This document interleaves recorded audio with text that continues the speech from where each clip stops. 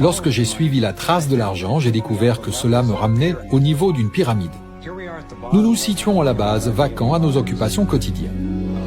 Au-dessus de nous se trouve le gouvernement. Ces personnes à qui l'on donne le monopole du pouvoir et qui l'utilisent pour nous taxer et nous contrôler, que l'on soit d'accord ou pas.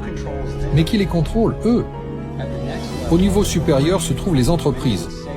Beaucoup diraient que désormais ce sont les entreprises et non pas les États-nations qui dirigent le monde. Ils parlent de corporatocratie. Pour prendre possession des ressources mondiales et contrôler les marchés, cette corporatocratie doit avoir accès à un argent de faible valeur. Les grandes entreprises obtiennent leurs prêts à des taux préférentiels auprès des grandes banques, ce qui signifie que les élites aisées qui contrôlent les plus grosses banques contrôlent ces entreprises. En suivant la trace de l'argent, j'ai appris que presque toutes mes croyances à son sujet étaient fausses. Il est intéressant de voir à quel point on se pose si peu de questions sur toutes ces choses de la vie quotidienne. Lorsque, par exemple, nous nous rendons dans une banque et que nous demandons un prêt de, disons, 50 000 $ ou 50 000 livres, que se passe-t-il vraiment?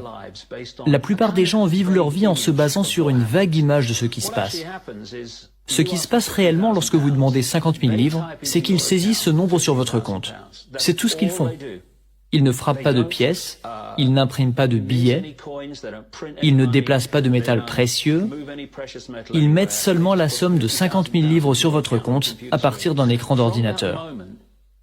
À partir de ce moment, vous commencez à payer des intérêts sur de l'argent qui n'a jamais existé, n'existe pas et n'existera jamais. Il s'avère que l'argent prêté ne représente en réalité qu'un neuvième de l'argent dont les banques disposent dans leur coffre-fort. Cela est possible grâce à ce que l'on appelle les prêts de réserve fractionnaire.